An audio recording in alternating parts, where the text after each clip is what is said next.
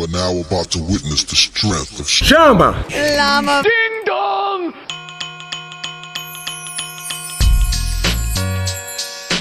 Two friends with a passion for combat sports.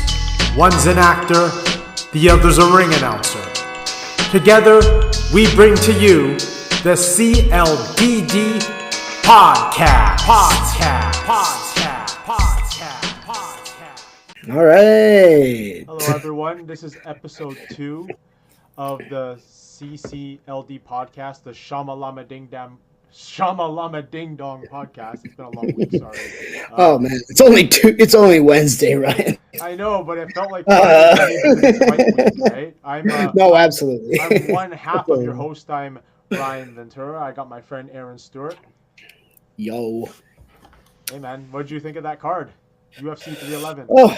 Oh man, you know what? Of all the first cards that you could get at the beginning of the year, I think it came out with a bang. You know, obviously nothing is official until these guys meet the walk. So for those who aren't aware, of course, the main event changed, but you know, it was really exciting. The main card was super exciting, top to bottom, and some upsets in the mid card, and a lot to talk about going forward.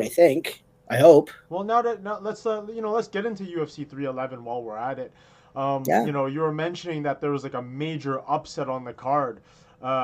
Peyton Talbot, man, like, you know, he was a heavy. I think he was the biggest favorite of the night, and unfortunately, you know, his lack of experience showed in this fight. Or maybe, I don't know, maybe if it wasn't lack of experience, maybe he had some underlying injuries, or I don't know what happened. He just didn't look as confident as he did in his previous fights.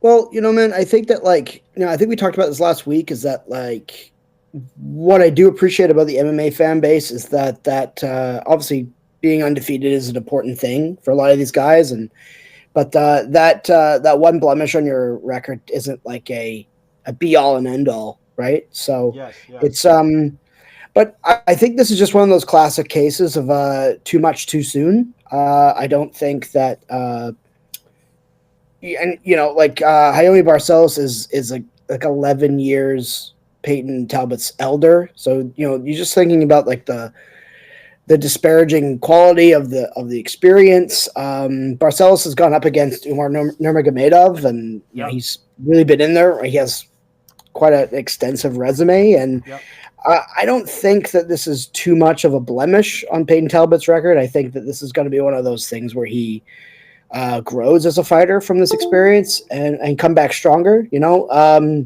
this is really corny, but it just reminds me of a line from what is now, I think, considered a pretty underrated Christopher Nolan film, Batman Begins. Why do we get knocked down? Why do we fall? Because we learn to pick ourselves back up, right? Yeah, exactly. And you know, that's one of the beautiful things I think about this sport is that, you know, even though you have like a few blemishes, like for example, I'm looking at Peyton Talbot's Tapology right now, and he has a professional record of 9 wins, 1 loss. I mean, you know, having an L on your record doesn't like mean it's the end all be all of your career. And you know, he hasn't even come close to the top 10 yet. So, you know, he's only 26 years old. You know, a real test of his character and you know, how far he'll come along as a fighter is how he bounces back from this. Absolutely. Yeah, I don't think that his stock is necessarily damaged going forward. You know, a few guys had this experience. I think Raul Rosas Jr., he fought Christian Rodriguez and was just outmatched. And, you know, this happens from time to time. And he had some good moments in the striking, but I just think that Barcelos was just overwhelming him in the grappling department. And then just, you know, you go back to the drawing board and you come back stronger. I think that's the only thing that you can say. I still think that Peyton Talbot has the potential to be a huge star and continue to have a really interesting career at bantamweight, and who knows, maybe he moves up, maybe we don't know. But yeah, I don't, this isn't like a fraud check thing. This isn't like off the bandwagon. I think that especially he's 26. Like, yeah, he's only 26 years old. He was born in 1998. That's 1998. Wild. Yeah, so I think that there's so much potential for him to like. His first professional fight was until 2021, so Yeah. So like short. he's young, he's Yeah. he's green, so I think that it's fine, Yeah. upwards and onwards. Yeah. Exactly. Exactly. Only better from here. But ideally, if I was on Peyton Talbot's team, don't throw Peyton to another veteran lion again. Like maybe No, get him someone that's on the come up as well. Maybe someone that might be coming off the Contender Series looking for their first fight in the UFC. I think that'd be a yeah, great comeback fight for Peyton when he's ready. yeah, I could agree more. I think that take some time off, go back to the drawing board, work on that grappling, and I'm sure he'll be back and he'll have improved greatly from this experience. Yeah. Now, what were some other highlights of this card for you? Because there were quite a few highlights. I mean, Oh yeah, remember I yeah. was telling you last show, the fight that I was really looking forward to was the main card opener between Rainer de Ritter versus Kevin Holland. And it wasn't like fight of the night material, of course, because it ended so fast. But it just shows you, how you shouldn't sleep on Rainier de Ritter's ground game, and he's a champion in one championship for a reason. Oh, absolutely. I was pretty unfamiliar with just like the way he approaches fights, and I really like Kevin Holland. I think leading up to the fight, I think I chose in my picks, so to speak, that Yeah, Holland might have the upper hand, but I think immediately as it happened, I think you messaged me and it was easy peasy. yeah, RDR just came in there. He did exactly what he needed to do and did it effectively. I think. I mean, relatively unscathed, so it'd be interesting to see him bounce into another fight. yeah, yeah. I think now you could put him in like a top 10 fight with one of the middleweight guys. Hmm. So interesting to see where where that goes. He's exciting. I think he just kind of found his confidence and was really dialed in, really effective. And yeah, I think that when you're fighting a guy like Kevin Holland, who's a veteran, who has a very interesting style, but he does tend to struggle with the grappling side of things. But hey, uh, RDR went in and did business, so to speak. Yeah, yeah, and there's something to be said about Kevin Holland too. Like even though that's another loss on his record. Like he doesn't like looking at his UFC resume. Like he's essentially Kevin Holland is lost against like ex organizational champions. Like he lost to Michael Mhm. Venom Page. He's lost to the likes of Stephen Thompson. He's had a tough go against Hamzat Chimaev. We can't forget that one as well. Absolutely. I mean, there's still a lot. I think like even when at his age and with the record that he has, like he still has a lot to offer the sport.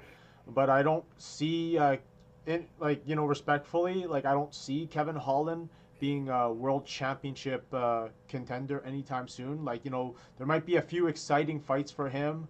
Like so I don't like to use this word, but I mean like maybe he could be a divisional gatekeeper or like match him up like in sort of favorable matchups where like that a guy is gonna stand up and strike. But I mean, but then there's other options for him. Like if for example like being in the UFC doesn't work out, like there's like karate combats on the come up, and Mhm. we're gonna talk about bare knuckle mania later on the show. Like Yeah. that I think Kevin Holland like he could have like a Mike Perry esque resurgence like if he leaves the octagon. Yeah, totally. And he's got a good relationship with the UFC brass. I think he's well liked. He gets paid well, and yeah, maybe his title aspirations are not as not as clear, unlikely. But I think that he's kind of one of those guys that you're just happy to see him in fun fights either way. By no means was the fight against RDR not exciting. It just happened to not go his way. So, yeah, I agree with you. I think there's options for him. I think that anyone who's a fan of Kevin Holland understands kind of what they get from him, and sometimes he wins, sometimes he loses. But yeah, like he's in a very interesting kind of wins and losses don't really matter. Yeah. He's in that weird category of guys that. It doesn't matter to me, and I'm, I would have, in a perfect world, I would have liked to see him win. I would have liked to see him continue any kind of streak that he has, but sometimes you go up against these guys and you're just outmatched, and that's fine. I honestly think it's same with what we were saying about Peyton Talbot. It's not really it's not the biggest. I mean, it sucks. Obviously, these guys, getting choked out or having to tap or getting knocked out. It's like it's traumatizing, but I feel like his situation could be much worse. Yeah. I mean, right now, when I last checked, it was Kevin Holland's second consecutive loss. Yeah, so he lost to Roman Dolidze. Is that how you pronounce his last name? Dolidze, I believe. Dolidze, yeah. It says he had a rib injury. He won by armbar in the fight previous. He was supposed to fight Chris Curtis instead of Roman Dolidze. Yeah. That fight got canceled, unfortunately. Right. Yeah, I think that was one of those cards where a lot of things shifted around. I think a fight versus Chris Curtis would have been very intriguing. Maybe that's a fight to run back and consider, perhaps, because let's check out Chris Curtis's. Yeah, so Chris Curtis's last fight, he lost by head kick just a few weeks ago. Yeah, I mean, it kind of sucks. That was a bit of a controversial stoppage, and he was in my opinion, he was up 2 rounds to none at that point, and it was pretty close to the end of the 3rd round. So I know Chris Curtis is pretty vocal about his frustrations with eye pokes and stuff like that, and so I felt for him because he's a good guy, and I always like watching him fight as well. So it's me too. Yeah, so it's tough watching these guys, devote their lives to this, and some divisions, you could be on a 3-fight skid, and it's just hard to get some momentum back. But I think, like I said, Kevin Holland's such an exciting guy to watch. I'm sure he'll be back, and they'll put him up against someone really exciting. Yeah, and before we segue into another one. I'd like to mention that I actually introduced Chris Curtis during his days when he fought in Canada. So he fought for a promotion in Alberta called Fight Night. They used to put on fight cards in Medicine Hat and Lethbridge, middle of nowhere Alberta type stuff. But some of the fights that we had were just absolutely insane. Nice. Chris Curtis fought a former BFL champion, Matt Dwyer, in what is considered one of the greatest all-time Canadian MMA fights to not occur in the octagon, and I had the privilege of introducing it. It was extremely bloody. There was just blood all over the cage, and I remember entering the cage to announce the winner and trying to tiptoe through the blood. So if you can go find that fight, go look up Chris Curtis versus Matt Dwyer on YouTube. It's worth your time. Sweet. Yeah. So I guess moving on upwards in the main card, you had Jailton Almeida defeat Sergey Spivak just at the end of the 1st round by TKO. I mean, any surprise there? No, not really. No, not really. I mean, I think Sergey Spivak is good. It's just the disparity in the heavyweight division is super. It's super strange. It's not the deepest division, as we know. And while you've got Tom Aspinall and John Jones at the top, which I have something to talk about that a little bit later. But I know you do. But I think this is one of those kind of mandatory heavyweight style fights. You pair these guys up. But yeah, Jailton Almeida does what Jailton Almeida does. I said this on the last episode, that he has this unbelievable ability to take full mount and then go into a choke. Now, obviously, he pounded out Sergey Spivak pretty effectively, but I just feel that this was the kind of performance that he essentially needed. Yeah. Against a guy like this, because then he did have that rear naked choke win against Alexander Romanov in June. And then we talked about the Derek Lewis fight. We talked about his slip with Curtis Blades, but now Jailton Almeida is right back where he was after he fought Derek Lewis. So he, I think, again, once we figure out what's happening at the top there, if he wins one more fight, which I expect him to fight someone like maybe an Alexander Volkov or what has he fought? Marcin Tybura? Marcin Tybura's out there. You get a rematch with Blades for all I know.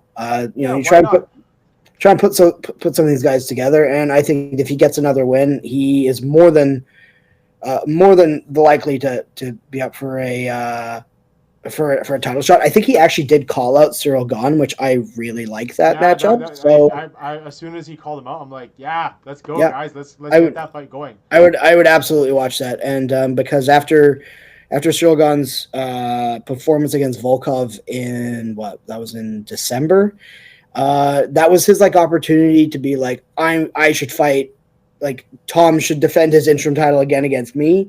It just wasn't a very good fight, and I think Volkov actually won that fight, so it kind of doesn't really move the needle for Cyril Gahn. So yeah, put him against Almeida. I'm happy to see that. I'll see that. I would enjoy that too. And the heavyweight division for as long as I can remember, like even like in the days of like, Lesnar and Mir, I always felt like that division was like a constant revolving door. Mm-hmm. Right? I agree. It's constant revolving door, and I feel like obviously like outside of like Tom and Bones, like I feel like every single like ranking is like interchangeable.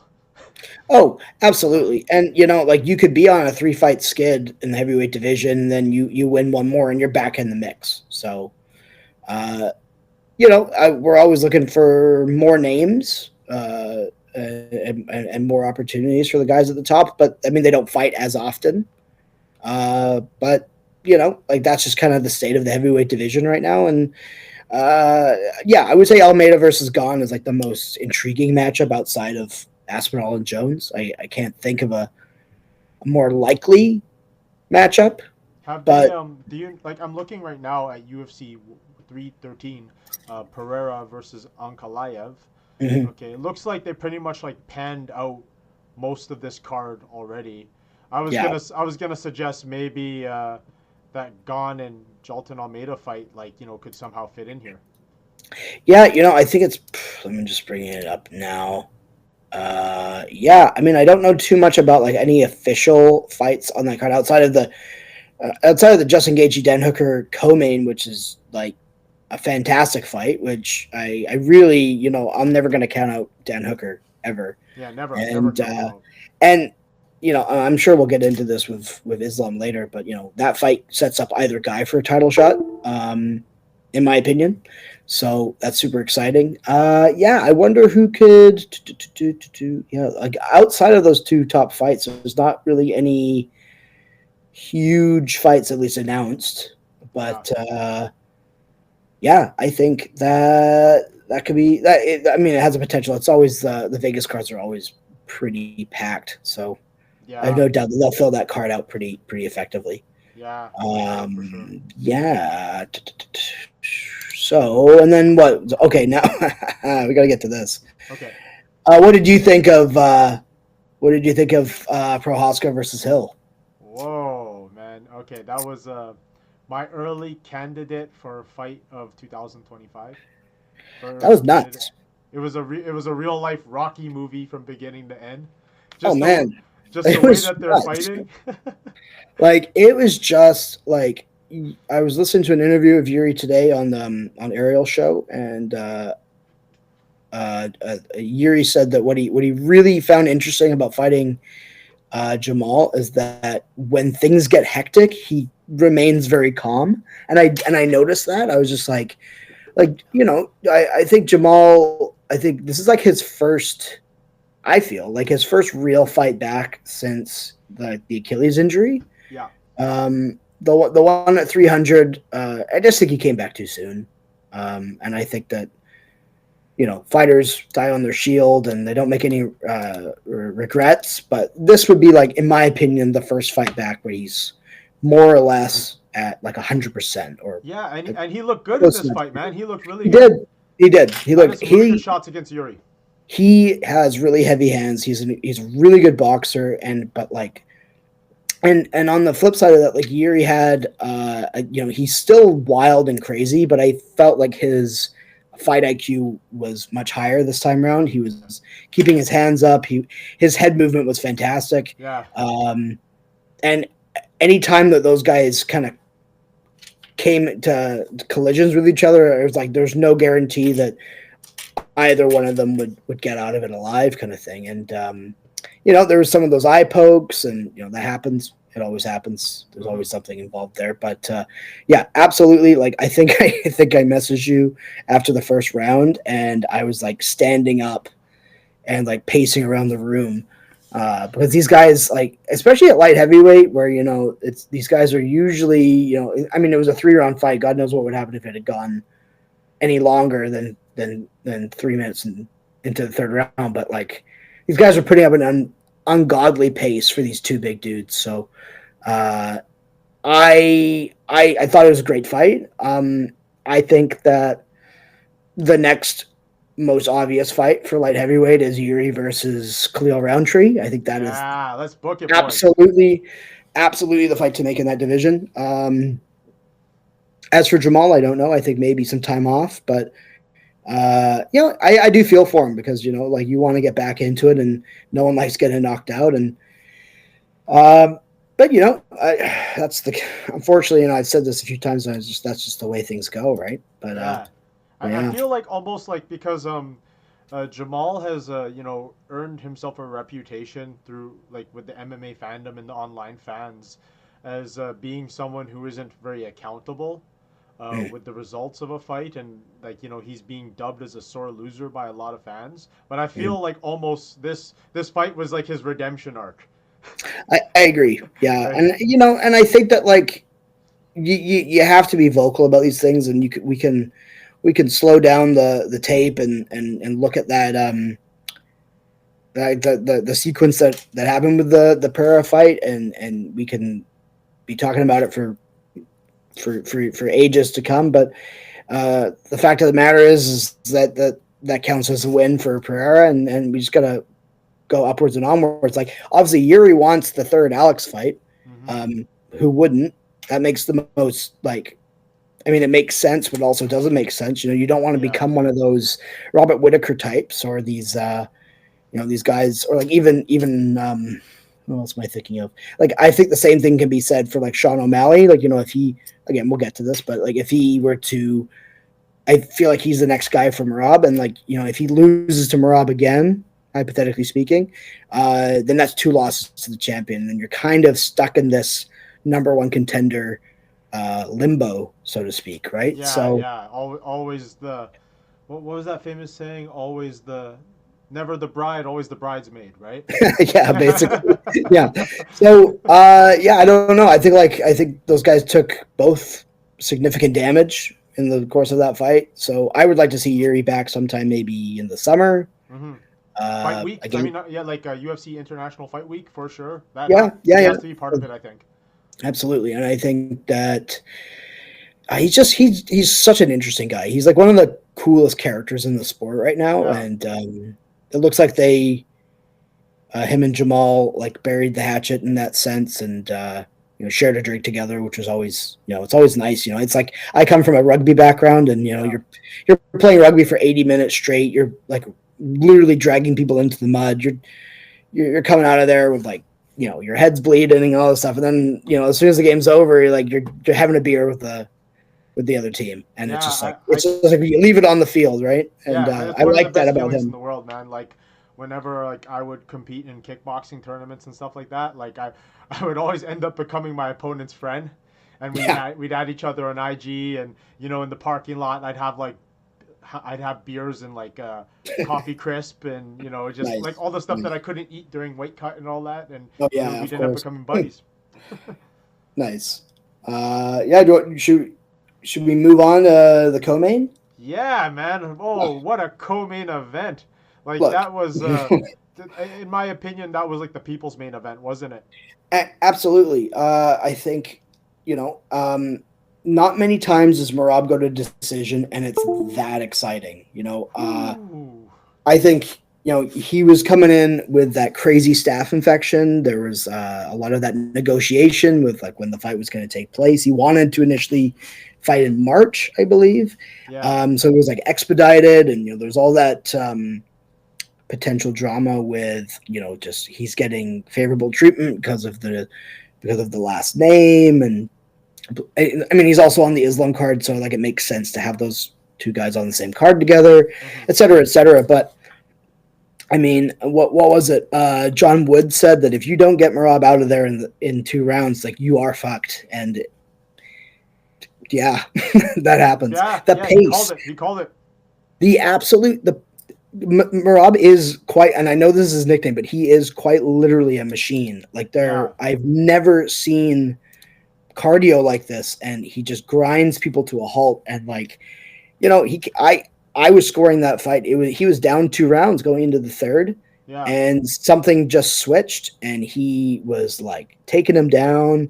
He was getting some really good like striking exchanges. He was taking him down and just dumping him on the ground, and then like laughing at him. And like, this was like such a good star making performance for Merab. yeah, Like, this was yeah. kind of like this, and he's fought so many guys. Like, he's fought like Cejudo and Aldo and O'Malley and Piotr Jan. Like, he's fought, like, he's only has 1 title defense, and he's cleaned out the division. That's that's absolutely insane. And the crazy thing is, like, if you look at his Tapology, like, I have it up on the screen right now. Like, you look at, like, let's say for example you've never watched a Merab Davalish Willie fight in your life. Like, if you look at his record, you're like, oh, this guy has to be boring. This guy has like 5 consecutive unanimous decisions. But no, no, no, no, no. Especially like in this last fight, like, just some of the things that he was doing. Like, I think there was this one sequence. I can't remember what round it was. I need to do a better job of taking notes. But there was a sequence where Umar had the Merab's back against the cage.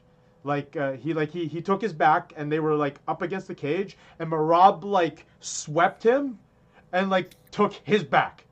Like, Yeah, it was crazy. That was one of the craziest things I've ever seen. Like, I'm sure many of you that are listening, like, even if you've grappled at a low level or high level, like, you know how hard it is to take someone's back after they've had your back, and you did it in one move, just one sequence. Absolutely. That was insane.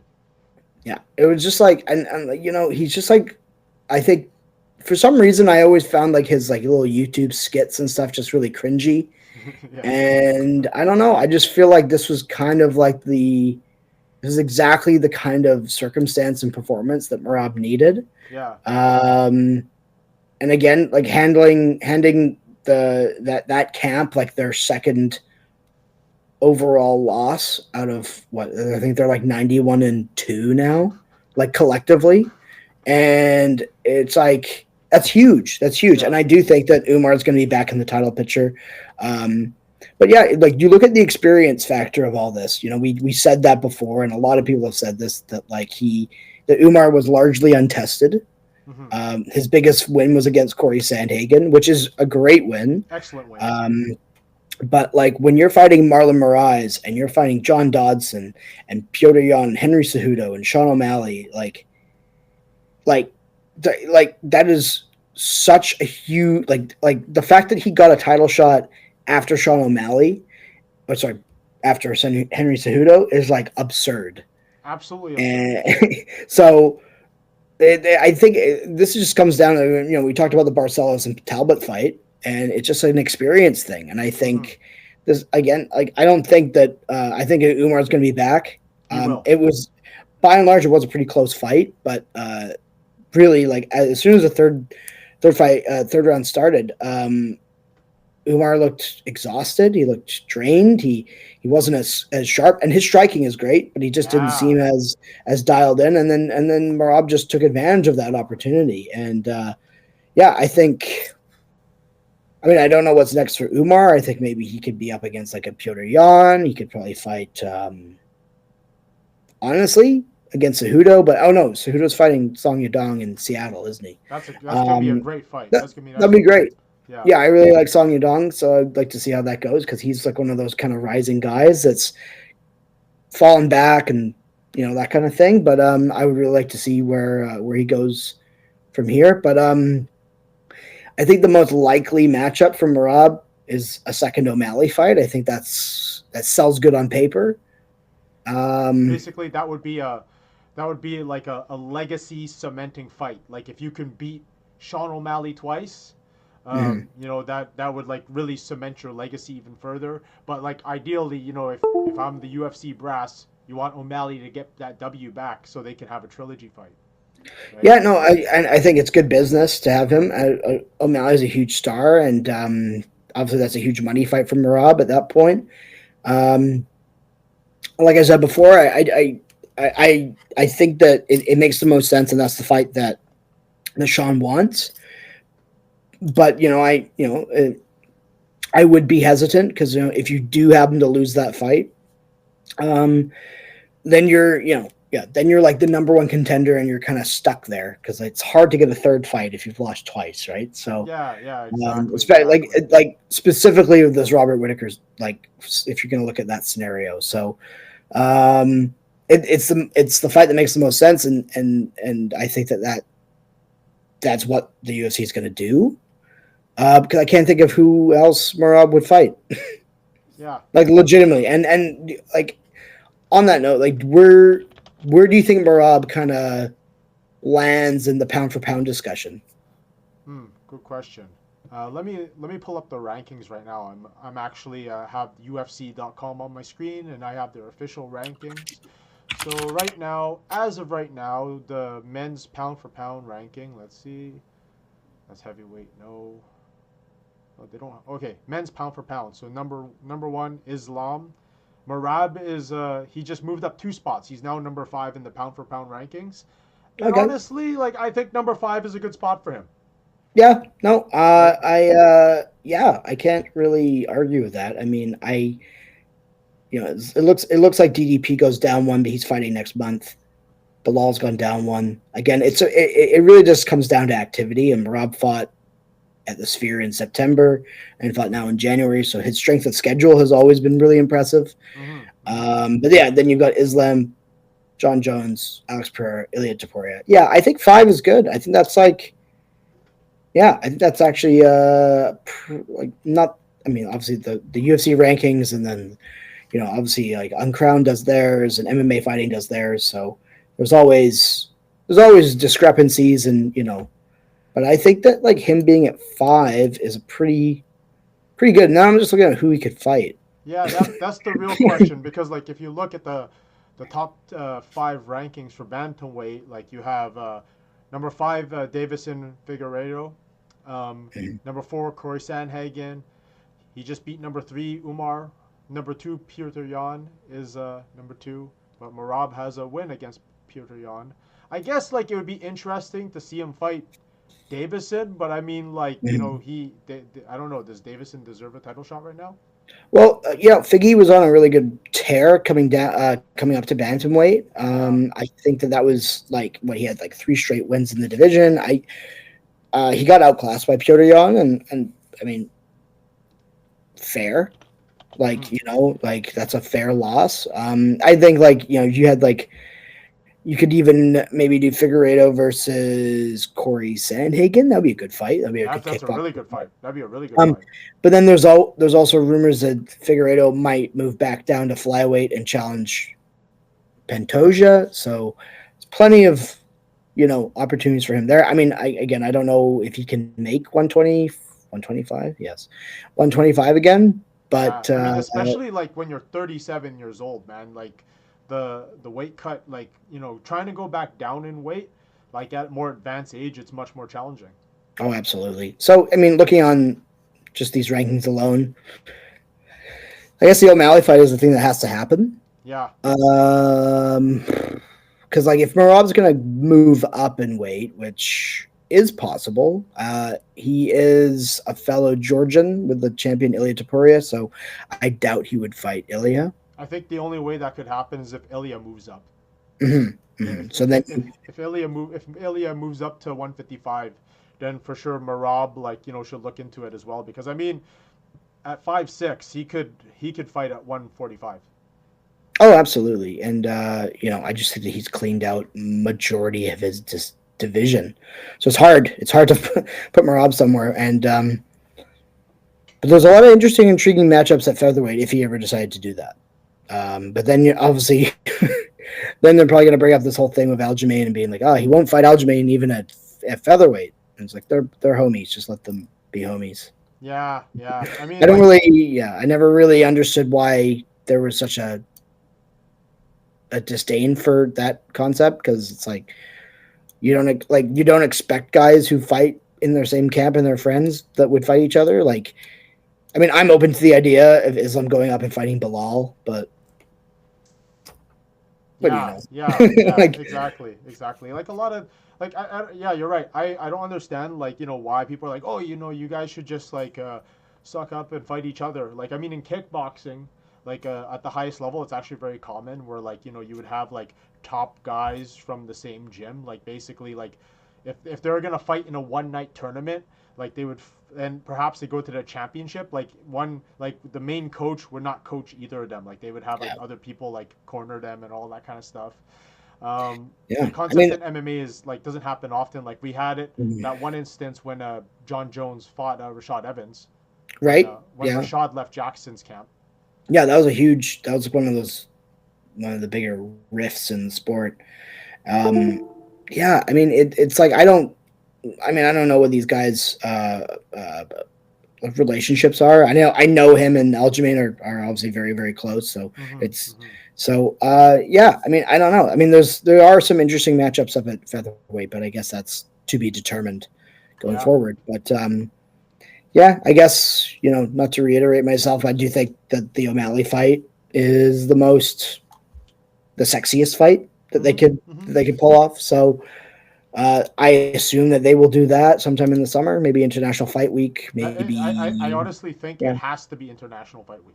It just makes sense because International Fight Week, that's like the UFC's Super Bowl / WrestleMania, whatever you want to call it. They break out all the big guns and they make sure they have as many stars as they can on it. Yeah. So it just makes sense. Sean O'Malley's one of the biggest draws in the sport. Let's do it again. Let's run it back. Yeah, and that usually lands like beginning of July, doesn't it? I know it landed end of June last year, but yeah, I mean, I personally think that the fight that should take place as the main event of that event is John Jones versus Tom Aspinall, to be determined. Whether that will happen, we don't know. Who knows? I hope we live to see the day, man. I hope it happens. Well, what a great segue. Yeah, so obviously, and we'll touch on that, but the main event kind of happened the way we all kind of thought it would happen. Which I'm going to say this. I want to say this right now. I think Moicano is such a G, man. He's just like he's such a great guy of the sport. I don't think his stock went down. Nope, not at all. I mean, he was just severely overmatched. I just think that squeeze that Islam has on that like that Darce choke is ridiculous.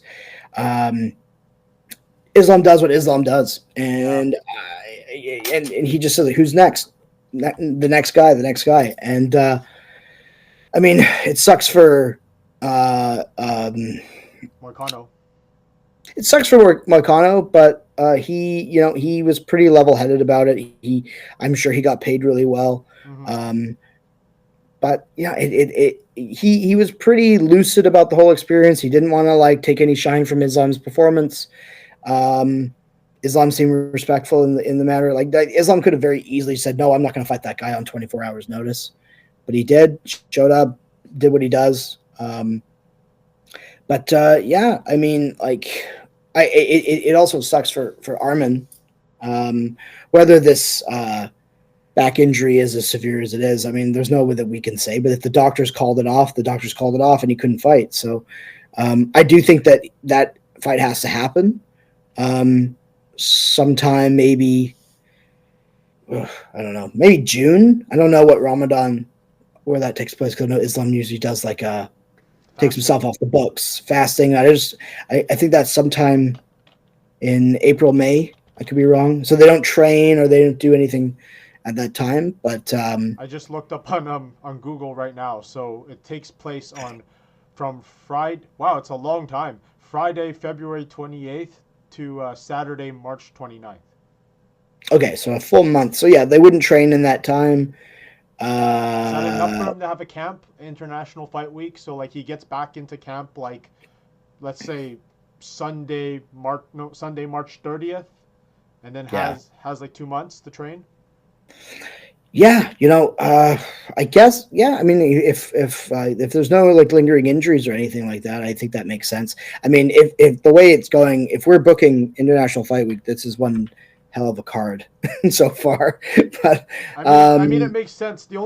My only concern is, right after the whole injury with Arman, like, there hasn't been the best things said about him no, from his boss. yeah, And like, usually if you get on Mr. White's bad side, it's not the best thing as a fighter. But I mean, like, stranger things have occurred. Like, I mean, like, if the demand is big enough and the fans like continuously cry that they want to see this fight, I'm sure it would happen. yeah, absolutely. I think because Armin still is the number one contender. I mean, like, do we do the Charles rematch like that? I Too mean, I'm soon. Too okay. soon. I'm okay with it, but I think that Charles and Max have been going back and forth, Yeah, and that would be let's really have let's cool. have let's go have those guys go at it. Let's have them fight for the BMF, please, please, Absolutely. right? And you've got Dan Hooker's up against Justin Gaethje, so I think the winner of that fight has the potential to usurp Armin if Armin's not ready or Armin doesn't get the title shot. Mm-hmm. I still am adamant that it's only a matter of time before Islam goes up to 170. Yeah, because he trains with Bilal. I think that Islam versus Shavkat would be like such a great fight. Um, Again, we have to see how that shapes out. Other bit of news: Leon Edwards is fighting Jack Della Maddalena at the London card That's a in good. March. That's a good That's a fight. really good fight. That's a really good fight. That's a really good fight. So excited to see where the welterweight division goes, but up until then, it's just a matter of time before Islam has two belts, I think. Yeah, Uh, yeah. I mean, like, yeah. obviously, like, from this fight, it wasn't necessarily like a fight where like Islam's stock would go up. Like, I mean, how much more higher can you get? You're number one pound for pound in the rankings, right? Absolutely, and you can say the same thing. Just on that same note, like Moicano has nothing to be ashamed of. None, nothing at all. He literally lost to the number one guy in the sport across all promotions. So, like again, it's a loss that sucks, but it's also like it's against the best guy. So I wouldn't beat yourself up too badly.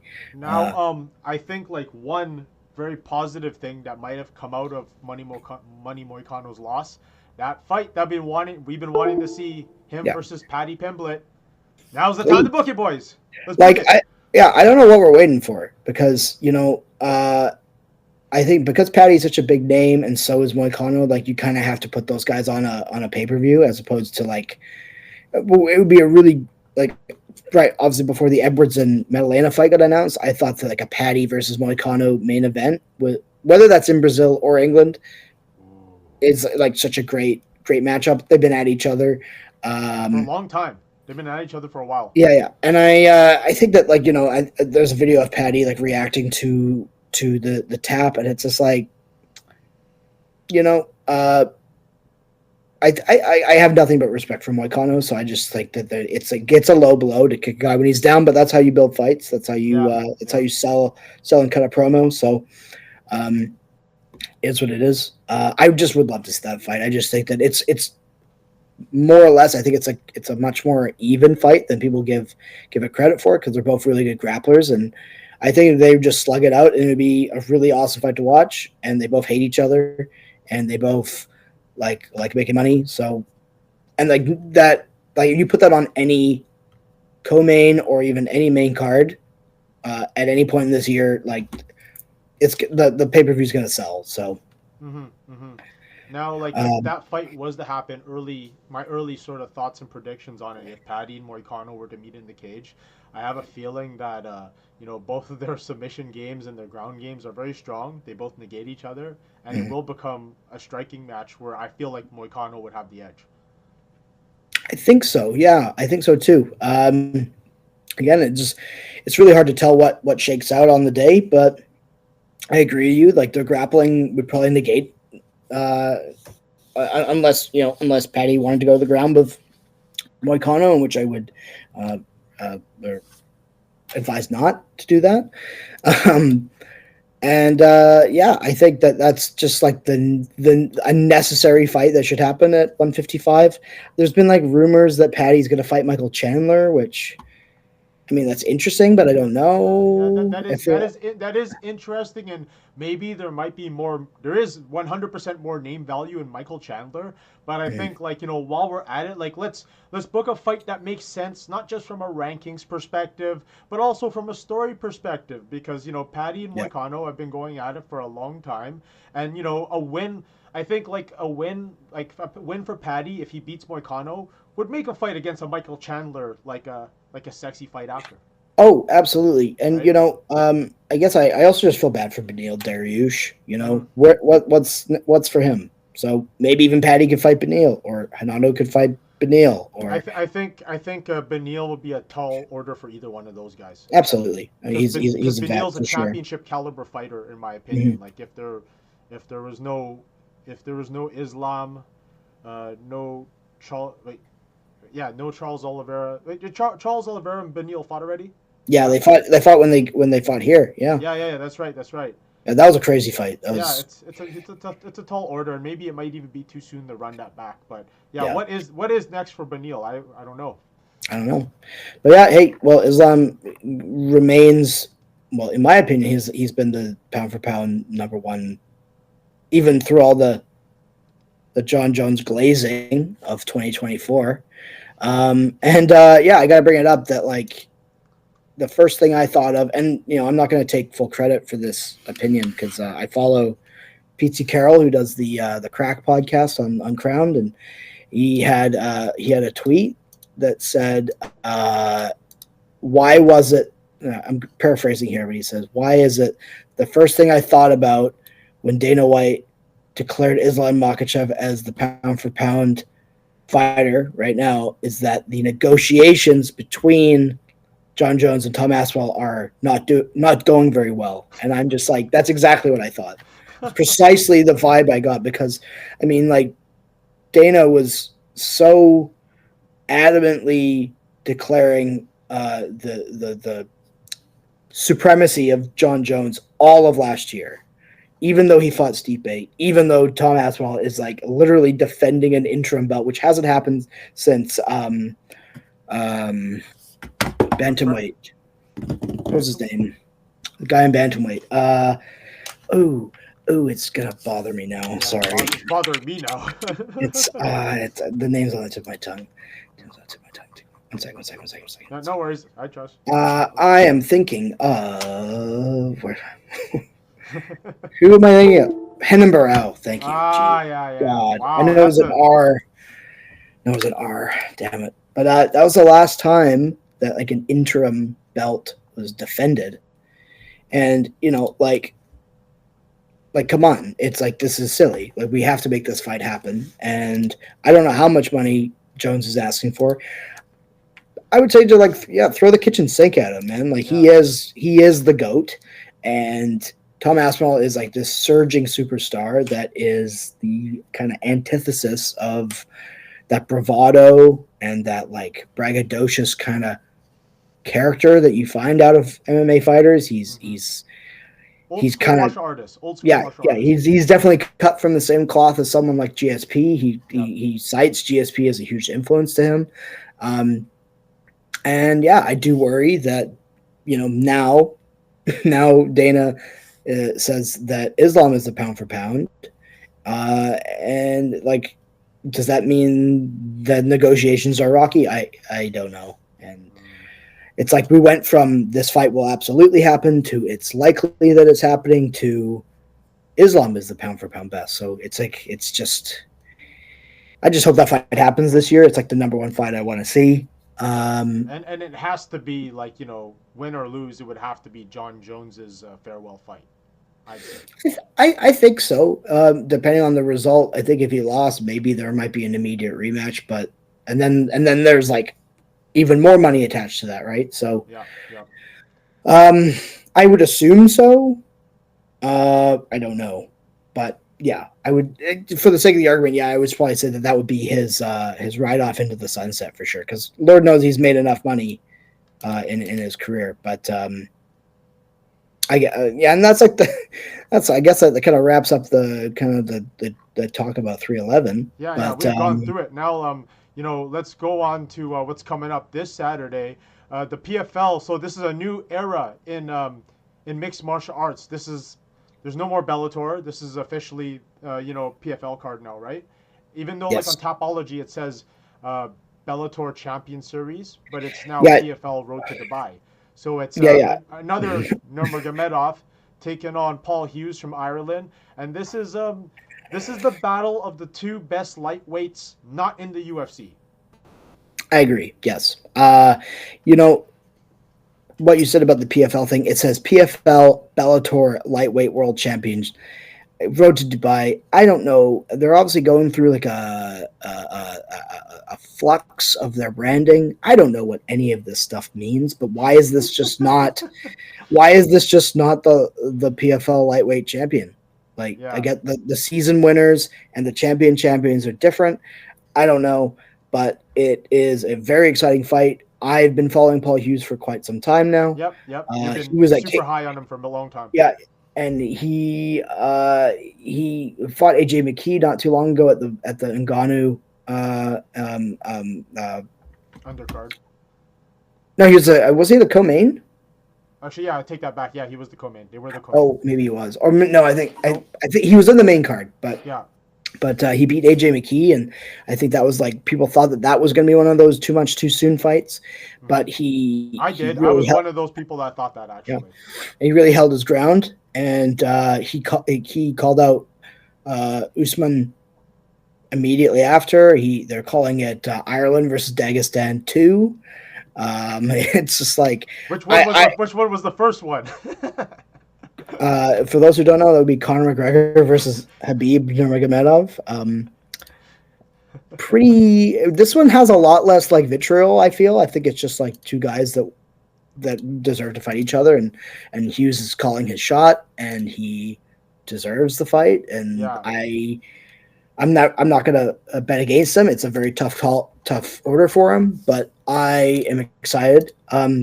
I think he's a great fighter. He's got a great personality. I think that there was opportunities for him to go to UFC. He went to PFL. He seems to be quite happy with his decision thus far. I think he's only 28, so he's still young. Yeah. See where the PFL goes.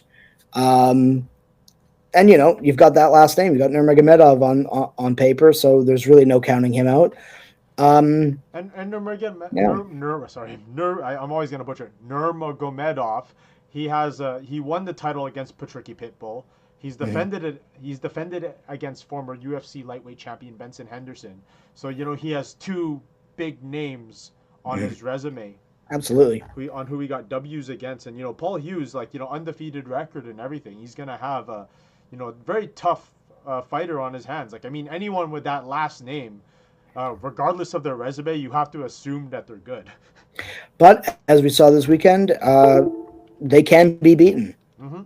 They can be beaten. And so basically, we were talking a while back about the puzzle of the Dagestani style.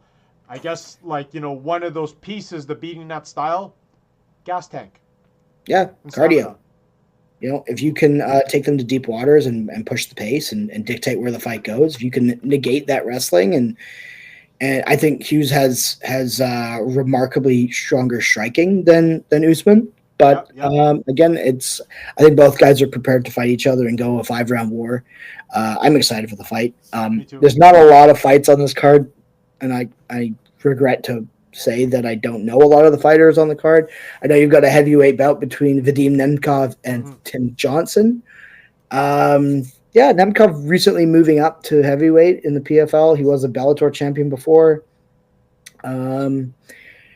I know he's part of the Fedor camp, I believe. Yeah, he is. Nemkov is part of Fedor's camp. And he's beat Ryan Bader. He's beat quite a few guys. He's really accomplished. I think that you could have done a little bit more of a more exciting matchup. I feel like a Nemkov versus Ngannou would be good, or like a Nemkov versus I already said he fought Bader, so I guess or even Bader versus Ngannou. One of those fights makes more sense than a heavyweight. But yeah, I'm gonna take Nemkov. He seems pretty dominant, more or less. Yeah, I mean, and like not really knowing much about Tim Johnson, like just if like just doing the eyeball test and you look at his record, 18-10, like this to me anyway, like from the outside looking in, this seems like this on paper it should be a layup fight for Freddie. It should be. I agree. And it never usually pans out that way, but that's usually the plan.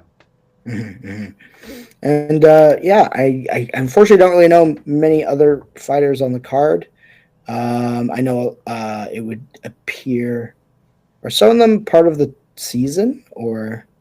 See, that's the problem with this whole PFL Bellator thing. Like there's only so much time in a day to watch fights from around the world, and there's lots of great promotions, lots of great fights. But I feel like with the PFL's like formatting. Like I don't know how they're doing it, if they're going to be doing it like a standard MMA, event nowadays. Like it makes it confusing as to like I think they've got rid of the whole point system. I think I'm looking down at it now. It's the actual world tournament starts April 3rd, and it's just like a bracket system. And then you got women's flyweight, bantamweight, featherweight, lightweight, heavyweight, light heavy, middleweight, and welterweight. So I don't know. I think people just want to see cool fights, to be honest. I don't think people really want to. I don't really understand if it's like a first round finish or it's like a knockout finish or whatever. I don't really understand the point system. I think people just want to see cool fights. Yep. And it felt like, especially with the season format, in a couple divisions, you're kind of just seeing like repeat matches. I think I've seen Impa Kasanganay versus Josh Silveira. Like I want to say I've seen it 3 times, but I've probably only seen it once. Like it feels like I've seen it more than that. Yeah. So yeah, I mean, I'm excited to see what they do, how they rebrand.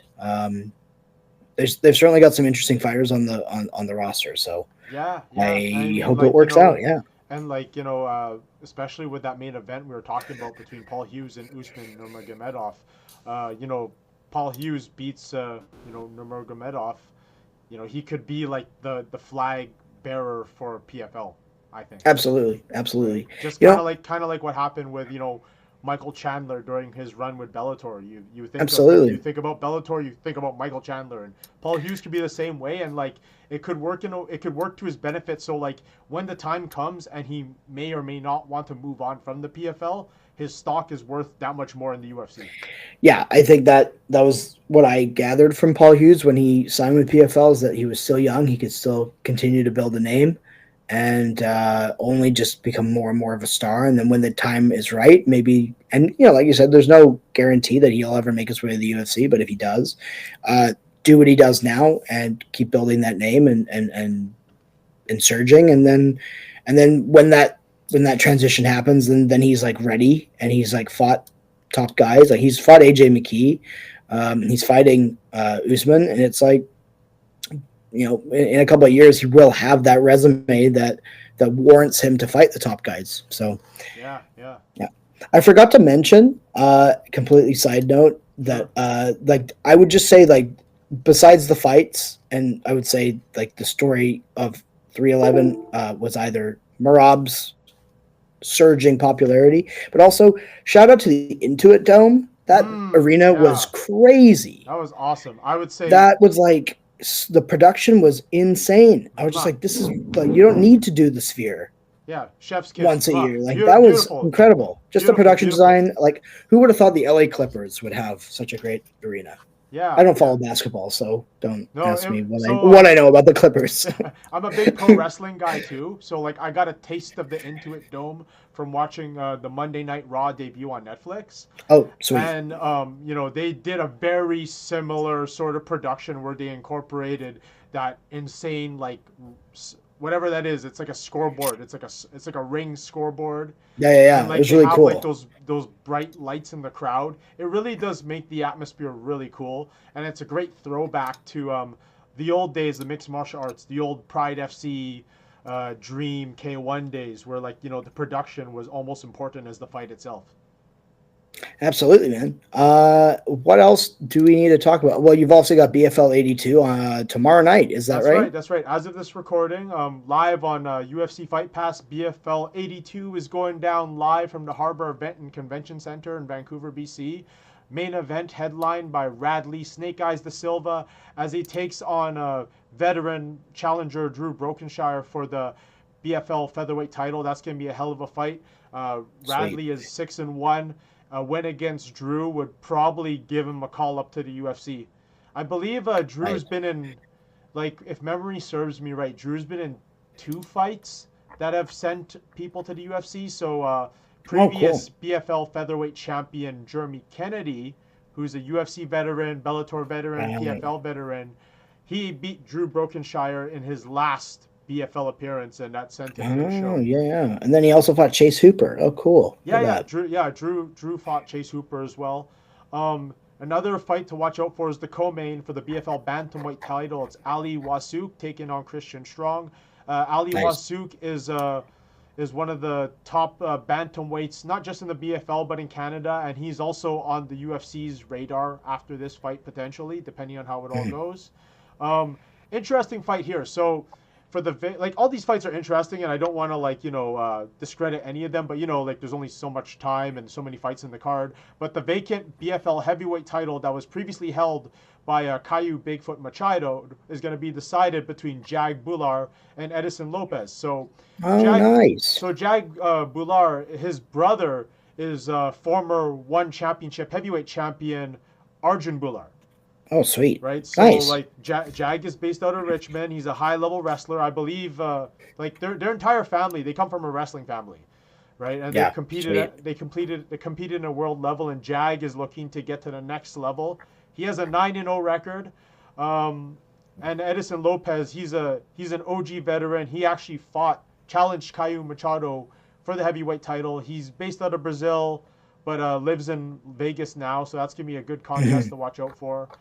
And we're actually opening up the main card with a super welterweight title match between Dejan Kajic and Danny Millette. So as of this recording, when I before we started talking, Danny Millette actually missed the weight by 2.2 pounds. 0.2 pounds. Oh, jeez. So unfortunately, if he wins this fight, he cannot take the belt. But if Dejan wins, that's another notch on his belt. And Dejan is an OG vet. If he was to win, I don't know what else is next for him. He's been in the game for a long time. A lot of people within Canadian MMA, they consider Dejan to be the country's best kept secret, one of the most precision fighters that I've ever seen. Like, he's a crisp striker, no wasted movement. And that's opening up you said it's opening up the main card. So that's never been done before. We never had a title fight to open up a card, and that's not a very common thing.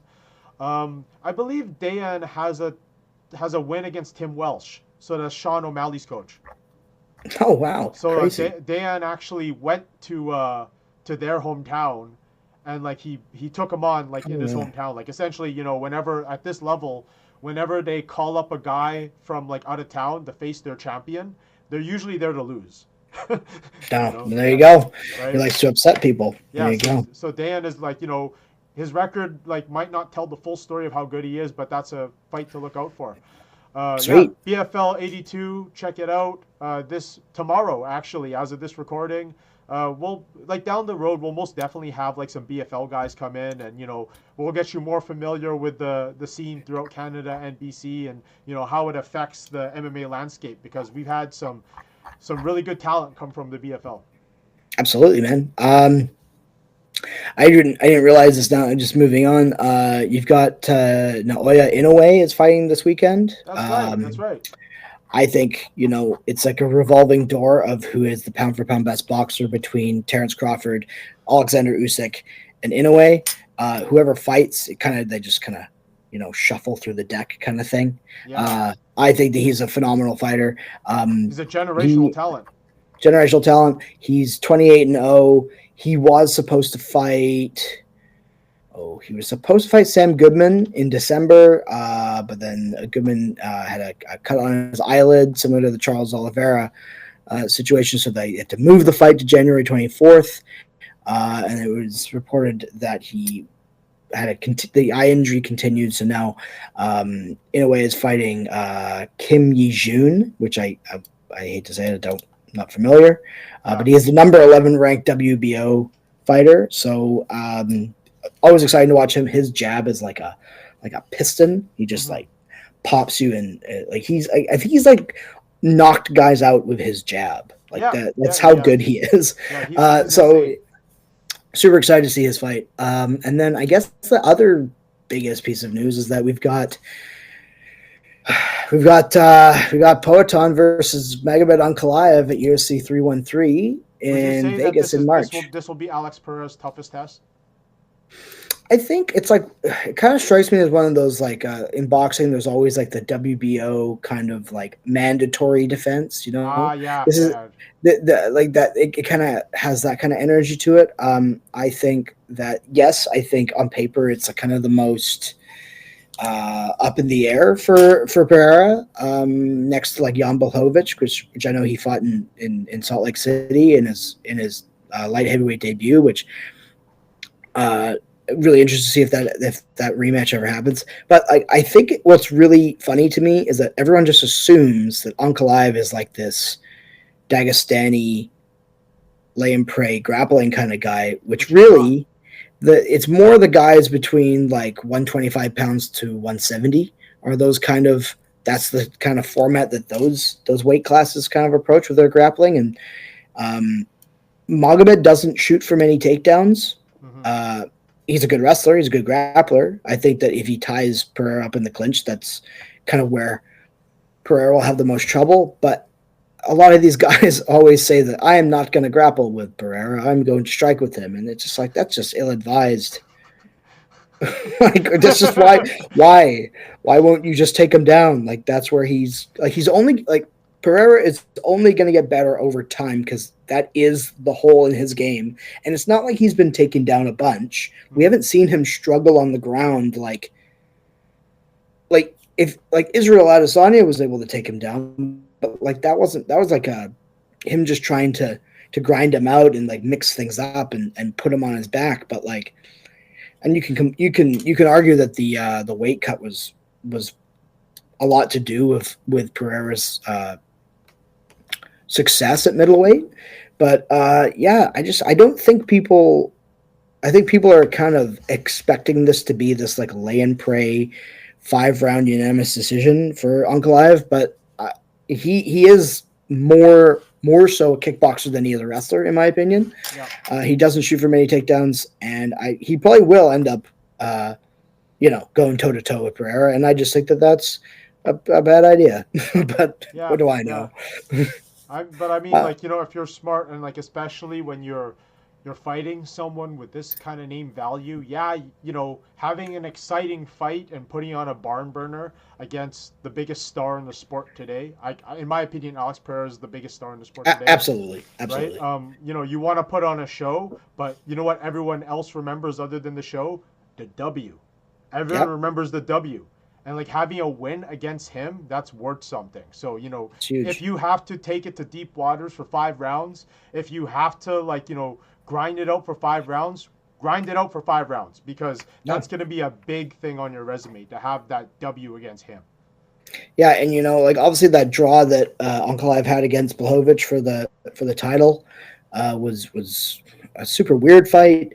But weird. It was a really weird fight. That card was kind of cursed. I feel like a lot of things happened that weren't supposed to happen. But it's just like I just think that if Ankalaev doesn't grapple with him, then he's just putting himself in a difficult position. And if he were to lose this fight, which if Pereira connects with anybody, like they're going out. Game like over. We've seen this, and he was having some trouble with Khalil Roundtree, but at one point you kind of just see this gear switch where he's like, okay, time to go home. Yeah, no more games, no more messing around, putting him away.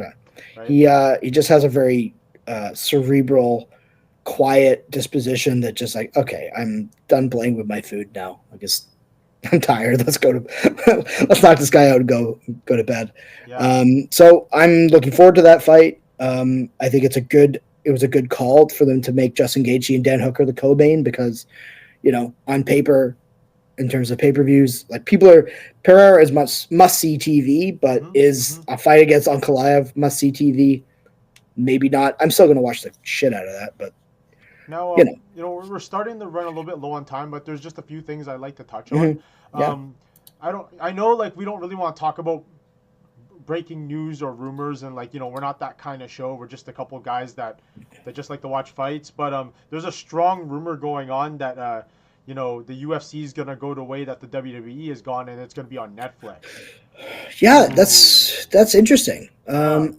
So I haven't really been watching much of the WWE stuff. I've kind of checked it out on the Netflix and on the Netflix. I sound like a 65-year-old man on the internets.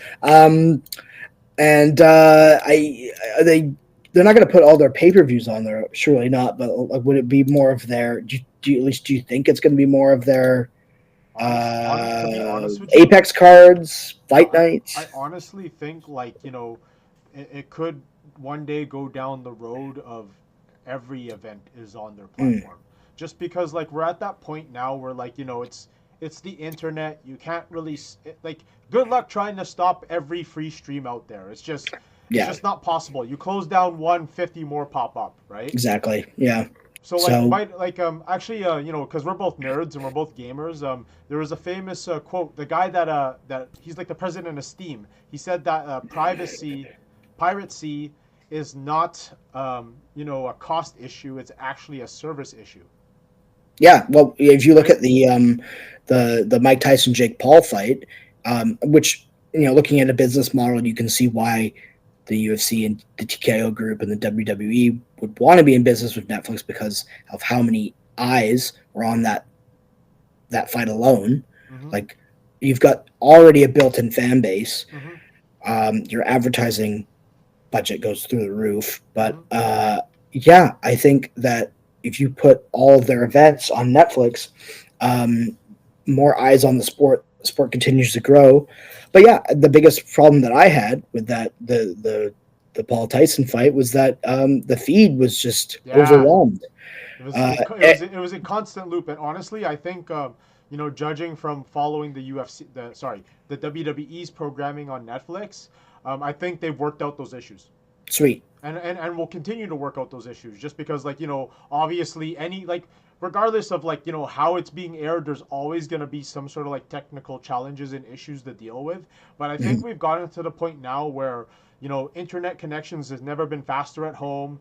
Most people have 5G on their smartphones already. Yeah. You have platforms like DAZN, UFC Fight Pass, all of those things. Like, we've mastered the art of streaming, and we mastered the art of broadcasting on, like, as long as you have a good enough connection, you're good.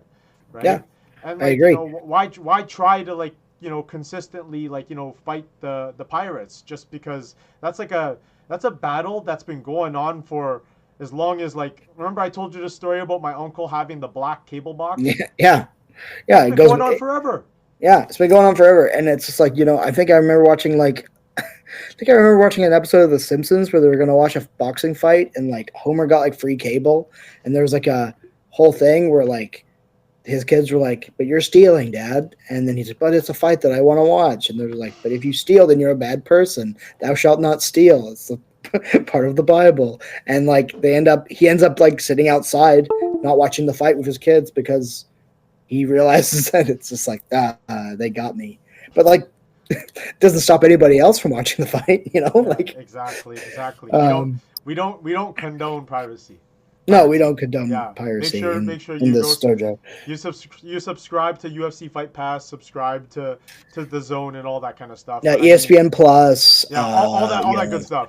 Yeah, just spend a lot of money on all those. Yeah, or, like, do it old school, like, pitch in with your friends. Yeah.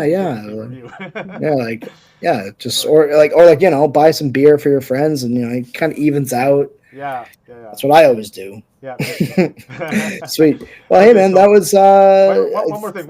Yeah, please. Before we close off, so this weekend as well, we got Knucklemania going on in Philadelphia. Oh yeah, I forgot. BKFC, they got, like, BKFC. It's not for the faint of heart, but honestly, they put on some of the most exciting cards in the world of combat No, sports. I love BKFC. Yeah, it is. It's gory. It's. I'm still a little squeamish of it, but you can't deny that they are really, they're really growing at a rapid pace. Yeah. Maybe Hey that man, has some. being a Brit, like this is your heritage, man. This is Bare knuckle totally. boxing. Yeah, but it's just like, oh man, like as much as it's exciting, it is really exciting to watch. But sometimes, man, it is gnarly. It is gnarly indeed. The main event is the hometown underground king Eddie Alvarez headlining against Little Heathen Jeremy Stevens. This is like a throwback to 2016, 2015 UFC. This is crazy because it's so interesting that a guy like Jeremy Stevens, who was the "who the fuck is that guy" at the press conference with McGregor, is now fighting for a promotion that is also co-owned by McGregor, and he's fighting the guy that challenged McGregor. And it's it's really cool because this might be near the end of Eddie Alvarez's career, just because it's in Philadelphia. It's a hometown fight for him. I expect this fight to last a total of one round. I don't know. Alvarez is a 140 favorite versus a 106 Jeremy Stevens. I love Jeremy Stevens. He's such a dog. He's crazy. He's nuts. And it's cool that he's like having this like, and I would say the same thing, like near the end of his career. So yeah, I think that this, if you can watch this, if you have access to, where can you watch it? Is it on? It's on the Zone. It's on the Zone. Oh, cool.